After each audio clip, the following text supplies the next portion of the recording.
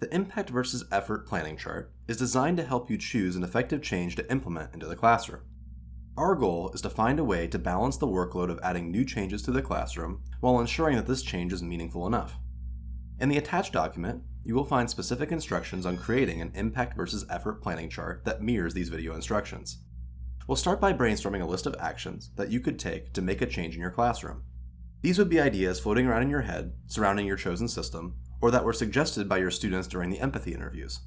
As you write in these ideas, ensure that you think about the learning standards that you wrote at the beginning of this process. List your ideas for incorporating meaningful change in your classroom based off everything that you've learned. Remember, your ideas may have changed drastically from when you first started. You may have even changed the system altogether. That's fine. We recognize that all of these systems work together and play off of each other.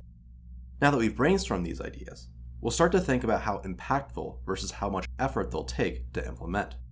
Analyze each of your ideas, then copy and paste each into its corresponding section. Think about how much effort each idea takes, then about how much impact each will have.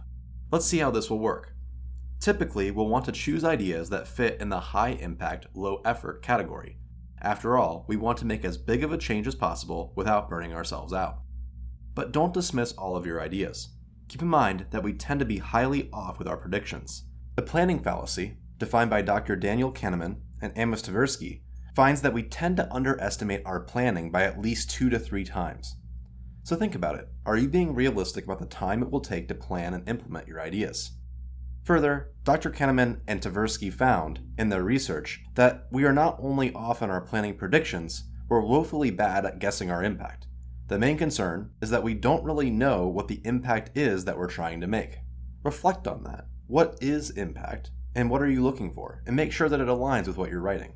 Revisiting your impact versus effort chart, now consider your own interest level. Revisit the empathy interviews, and review our points that we just made. Organize any worthwhile points from your first impact versus effort chart, even just a few, into the next chart. Note that in this chart, we've eliminated any practice with low impact. Using this final chart, select what you want to implement. Then fill in the corresponding fields on restorehumanity.school. This selected practice will be the change that you implement into your classroom.